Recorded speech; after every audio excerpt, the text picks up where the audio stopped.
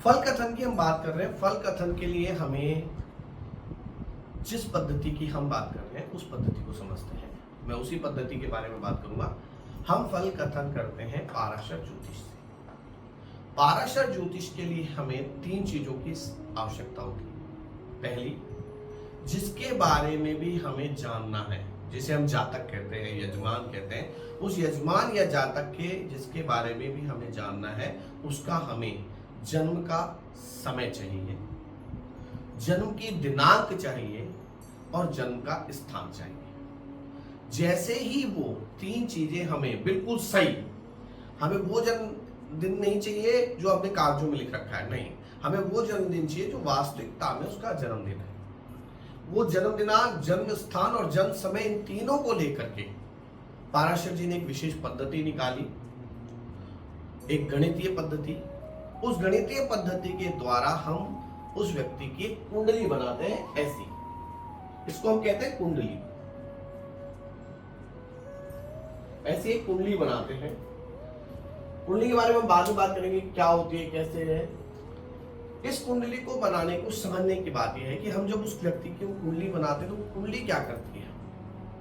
कुंडली जब व्यक्ति पैदा होता है, वो पैदा होने से उपरांत 9 माह तक माता के गर्भ में रहता है। तो जब वो माता के गर्भ में रहता है तो उस पर, इस पूरे संसार में जो ग्रह, जो प्लैनेट्स जिन्हें हम कहते हैं, सूर्य, चंद्रमा, मंगल, है ना, बुध, बृहस्पति, शुक्र, शनि, ये जितने भी प्लैनेट्स हैं, ये सब उस व्यक्ति के व्यक्तित्व पर असर डालते हैं। समझिए, एक विज्ञान है बहुत बड़ा। हम इसको केवल एक कोई पद्धति नहीं मान सकते, ये वैज्ञानिक पद्धति है। कैसे है, लोग मजाक उड़ाते हैं कि ज्योतिष कोई विज्ञान नहीं है, सिर्फ ऐसा झूठ बोला जाता है और लोगों को फंसाया जाता है। नहीं, आप इसको ढंग से जब समझेंगे, विज्ञान में क्या होता है। एक व्यक्ति किसी डॉक्टर के पास गया, जिस पद्धति को उसने डॉक्टर ने पढ़ रखा है, चाहे होम्योपैथी हो, चाहे एलोपैथी हो, चाहे आयुर्वेद हो, वो उसके पास जाता है। डॉक्टर एक निश्चित नियमों के आधार पर उसको देखता है, निश्चित नियमों के आधार पर उसको नहीं समझ में आता है तो उसके परीक्षण करवाता है, उन परीक्षणों के आधार पर उसकी बीमारी फाइंड आउट करता है और फिर दवा देता है जो परीक्षण हुए उस दवा से। कि बुखार हो रहा है तो बुखार में पैरासीटामोल की दवा दी जाती है, इससे बुखार उतरता है। पहले कुनेन दी जाती थी, बहुत पहले, धीरे धीरे उसको जस्टिफाइड किया गया, उसमें परीक्षण किए गए और उस दवाई को और थोड़ा सा अच्छा कर लिया गया। वैसे ही ज्योतिष में भी जितने भी महर्षि हुए, महर्षि पाराशर के बाद जो लोग हुए, महर्षि पाराशर ने भी बहुत समय तक अध्ययन किया किस ग्रह की क्या नेचर है, कौन सा ग्रह क्या करता है, किस ग्रह से क्या असर होता है। उन ग्रहों की नेचर के बारे में बात की, उसको समझा। उसको समझने के बाद उन्होंने व्यक्तियों पर उसको परीक्षण की कि इस ग्रह में ये है तो इस व्यक्ति का जब जन्म हुआ उस समय ऐसा ग्रह चल रहा था, वो उस पर क्या असर डाल रहा था, व्यक्ति कैसा होगा। अगर मंगल है तो उग्र स्वभाव का, बुध है तो वाणी में संयम, वाणी बहुत अच्छी हुई, बृहस्पति है तो बड़ा अच्छा संपन्नता लिए हुए, शुक्र है तो विलासिता लिए हुए, शनि है तो उदासीनता लिए हुए। ऐसे नहीं पता चल जाता, ये कोई ऐसा नहीं है तुक्का फेंक दिया चल गया, नहीं, ये स्पेसिफिक है। और विज्ञान में हम क्या करते हैं, परीक्षण करते हैं बहुतों पर और एक जैसा रिजल्ट आता है तो हम कह देते हैं कि ये वैज्ञानिक सिद्धांत घोषित। वैसे ही परीक्षण किया जाता है। बहुत सारे लोगों की जन्म कुंडली ली गई, उन जन्म कुंडलियों पे परीक्षण किया गया कि इस व्यक्ति का ये ग्रह इस स्थान पर बैठा है तो इस व्यक्ति का नेचर ऐसा होगा, और वो बिल्कुल सही निकलता है। देखिए, ज्योतिष बहुत बड़ा विज्ञान है। हाँ, जो करने वाला है, जैसे डॉक्टर होता है, बहुत सारे डॉक्टर होते हैं, पढ़ने वाले बहुत सारे, किसने कैसे पढ़ाई की, क्या पढ़ाई की, और वो क्या आपको फल दे रहा है, वो उसका निजी व्यक्तित्व है। उसने डॉक्टरी की है, डॉक्टरी कोई बुरा चीज खराब नहीं है, डॉक्टरी सारी अच्छी है क्योंकि वहां सब कुछ सच्चा पढ़ाया जाता है। वैसे ज्योतिष में सब कुछ अच्छा पढ़ाया जाता है, तो ज्योतिष खराब नहीं है। हाँ, ज्योतिषी क्या प्रेडिक्शन कर रहा है, ये उस व्यक्ति के व्यक्तित्व, उसने कितनी पढ़ाई की है, शास्त्रों से की है, पासबुक से की है, या केवल और केवल मात्र कुछ भी नहीं पढ़ा, तो सिर्फ छोटी छोटी क्लिप्स देख ली वीडियोस की और उससे वीडियो कर लिया। हम इस में यही समझाना चाह रहे हैं कि ज्योतिष को बहुत गहराई से समझिए, उसको बहुत गहराई से पढ़िए, तब आपको वास्तविकता समझ में आएगी कि ज्योतिष क्या है। इसलिए ज्योतिष केवल एक माध्यम नहीं है फल कथन का, ज्योतिष एक पूरे मनुष्य का एक उसकी पूरी मनुष्य की जो जीवन वृत्ति है, उसका जो जीवन है, उसकी पूरे जीवन को बताने वाला एक वैज्ञानिक सिद्धांत है। अब इसके बारे में हम आगे विस्तार से चर्चा करेंगे। महर्षि पाराशर, हम जिस पाराशर ज्योतिष को पढ़ना चाह रहे हैं, आप ये समझिए कि महर्षि पाराशर है कौन। एक बहुत बड़ी परंपरा है ऋषि मुनियों की। महर्षि पाराशर महर्षि वशिष्ठ के पौत्र हैं। इनकी माता इनके पिता शक्ति हैं। ये स्वयं कृष्ण द्वैपायन वेदव्यास जी के पिता हैं और सुखदेव जी के पितामह हैं। तो अब ये समझिए कि ये एक बहुत बड़ी परंपरा में रिसर्च करते हुए लोग हैं, और वो जैसे मैंने कहा ना, रिसर्च होती है, वैसे एक रिसर्च करती हुई परंपरा है जो ज्योतिषीय कथन करती है। ज्योतिष में सिद्धांत, होरा और संहिता, यहाँ गणितीय प्रक्रिया भी है, फल कथन भी है, और उस फल कथन से क्या परिणाम निकल रहे हैं वो भी है। उसमें उन परिणामों का, अगर हम कोई परिणाम आने वाला है तो हम उससे कैसे बच सकते हैं, उसका क्या उपाय है, वो भी लिखा हुआ है। तो उसको समझने की बात हुई हुई कि बिल्कुल वैज्ञानिक पद्धति है। अब हम समझे कि ज्योतिष में होता क्या है। ये एक बहुत चित्र बन जाता है, सब लोग थोड़ा थोड़ा समझ भी जाते हैं कि सब ये एक कुंडली बन गई। कुंडली दो प्रकार की होती है। एक केपी पद्धति में, जो दक्षिण भारत में सबसे ज्यादा प्रचलित है। एक उत्तर भारत में इस प्रकार की कुंडली बनाई जाती है। दक्षिण भारत में जो कुंडली बनाई जाती है वो वर्गाकार होती है।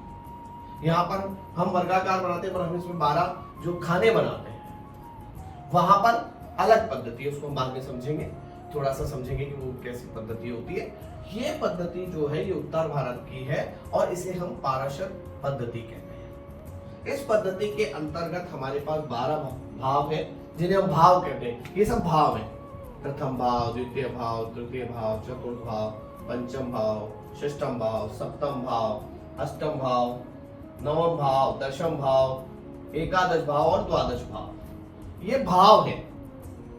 भाव तो कितने भाव हो गए? 12 भाव। 12 खाने हो गए, 12 भाव हो गए। असर कौन डालता है? हमको समझना किससे है? हमें समझना होता है ग्रहों को। ग्रह कितने होते हैं? ग्रह है 7 ग्रह, 1 2 3 4 5 6 7, परंतु 2 और, वो दोनों ग्रह नहीं है, वो छाया ग्रह हैं। आप सब लोग जानते हैं वो 2 है, राहु और केतु। राहु और केतु 2 ग्रह, ये दोनों छाया ग्रह हैं। इस संसार में हम अगर अपना आसमान देखते हैं तो उस आसमान में आपको ये सब मिल जाएंगे, पर ये 2 छाया ग्रह हैं। इनकी कहानी है। इस कहानी को क्यों जोड़ा गया? क्योंकि इस कहानी को इसलिए जोड़ा गया कि हम इन दोनों ग्रहों की विशेषता को समझ सकें। छाया क्या होती है? छाया वो होती है जो जीवन में हमेशा आपके साथ रहती है, परंतु कभी आपके आगे रहती है, कभी आपके पीछे रहती है। उसी प्रकार से ये ग्रह जो होते हैं, इनका फल कथन भी बड़ा अजीबोगरीब होता है, राहु और केतु। क्योंकि राहु एक राक्षस था, दैत्य था। अमृत मंथन के समय उसने अमृत पी लिया तो वो देवताओं में थोड़ा सा तब बदल गया, और भगवान विष्णु ने, क्योंकि वो अमृत पीना चाह रहा था, उसका सर काट दिया, तो उससे राहु और केतु 2 बन गए। क्योंकि अमृत पी चुका था, इसलिए दोनों अजर और अमर हो गए। सिर जो रहा वो राहु हो गया, धड़ जो रहा वो केतु हो गया। बाद में अलग से जब राहु केतु के बारे में समझेंगे तो हम बहुत विस्तार से समझेंगे राहु केतु क्या करते हैं, कैसे हैं। अभी सिर्फ हम ये समझ रहे हैं कि कुंडली क्या है। हम जब किसी व्यक्ति का जन्म दिनांक, इसमें तारीख भी होती है, माह भी होता है, मतलब तारीख, माह और वर्ष, ये तीनों हमें चाहिए होते हैं। केवल एक जन्मदिन ऐसा नहीं, जन्म दिनांक मतलब कि हमें केवल डेट चाहिए, पूरी डेट जिसमें तारीख, माह, वर्ष का ज्ञान पूरा होना चाहिए। फिर होता है जन्म समय। जन्म समय भी हमें ढंग से पूरा अगर मिलता है तो ही इसमें कैलकुलेशन बिल्कुल सही होती है। जन्म समय हमें पूरा चाहिए होता है कि सुबह का है, शाम का है, कैसे रात्रि में है, कब जन्म हुआ। और तीसरा हमें चाहिए होता है जन्म स्थान। लोग कहते हैं जन्म स्थान से क्या फर्क पड़ता है।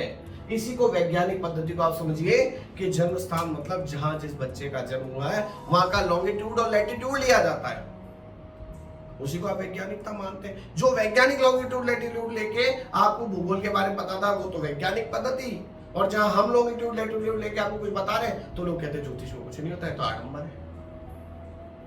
इसी से सिद्ध होता है कि ज्योतिष एक वैज्ञानिक पद्धति है, क्योंकि जो बच्चा अमेरिका में पैदा होता है उसकी कुंडली अलग बनती है, जो बच्चा भारत में पैदा होता है उसकी कुंडली अलग बनती है। मतलब जहां आप पैदा होते हो वहां जन्म स्थान के लॉन्गिट्यूड लैटिट्यूड के आधार पर उस बच्चे के ऊपर कैसा असर है वो पता लगाया जाता है। इसलिए मैं आपको कह रहा हूं कि वैज्ञानिक और वैदिक पद्धति है, बहुत ही असरदार है, समझना आना चाहिए। ज्योतिषी अच्छे और बुरे हो सकते हैं, ज्योतिष कभी भी अच्छी और बुरी नहीं होती। ज्योतिष वास्तव में ज्योतिष होती है, ये बहुत बड़ी वैज्ञानिक पद्धति है, उस पर हमें पढ़ना अच्छे से, हम शास्त्रोक्त चीजों को पढ़ें, समझें, मनन करें, चिंतन करें, तभी हम फल कथन कर सकते हैं। हम थोड़ा सा पढ़ लेते हैं और हम बन जाते हैं ज्योतिषी। एक निरंतर चलने वाली प्रथा है। डॉक्टर आया, कल उसने डॉक्टरी की, परसों इलाज करने लग जाए, नहीं माना जाएगा ना। पहले वो डॉक्टर बनता है, फिर रेजिडेंट डॉक्टर बनता है, वहां सीखता है अपने बड़े डॉक्टर के सामने कि जी कैसे काम करना है। फिर बड़े डॉक्टर में रेजिडेंट होने के बाद एसोसिएट प्रोफेसर, प्रोफेसर सीखता चला जाता है, क्रम बनता है, तब वो डॉक्टर बड़ा डॉक्टर बनता है, उसको बहुत अच्छा एक्सपीरियंस है। वैसे ही ज्योतिष में होता है, आप थोड़ा पढ़िए, फिर गुरु के पास जाइए, अच्छे गुरु से आप पढ़िए, शास्त्रों से आप पढ़िए, कि पुस्तक, अच्छी पुस्तकों को पढ़िए, अच्छे जो शास्त्र है, जैसे पाराशर ज्योतिष है तो आप महर्षि पाराशर का पाराशर पूरा शास्त्र पढ़िए, लघु पाराशरी पढ़िए। और अगर आपको पढ़ना है तो इन पे जिन अच्छे वेदज्ञों ने, देवज्ञों ने कोई टीका लिखी है, उन टीकाओं को पढ़िए। बृहद संहिता पढ़िए वराहमिहिर जी की, उनके ऊपर लिखने वाले अच्छे टीकाकार कई हुए हैं, जैसे नेमिचंद शास्त्री जी है, उनकी भारतीय ज्योतिष है। मतलब आप ऑथेंटिक पुस्तक पढ़ेंगे तब आपको वास्तविक ज्ञान होगा। फिर यहां 9 ग्रह, 12 भाव, और क्या है ये 12 राशियां। तो कितनी बात हो गई, 12 भाव, 12 राशियां, 9 ग्रह। इन सब का जब आप कैलकुलेशन करते हैं तब जाकर के एक आपके पास कुंडली तैयार होती है। आपको 12 भावों के बारे में पता होना चाहिए, उन भावों में की क्या क्या विशेषता है, किस भाव से क्या होता है वो आपको पता होना चाहिए, उस भाव की विशेष स्थिति पता होनी चाहिए। फिर मान लीजिए थोड़ी सी बात करते हैं, ये एक है प्रथम, यहाँ लिख रहा है फर्स्ट, इसको हम कहते हैं फर्स्ट हाउस, प्रथम भाव।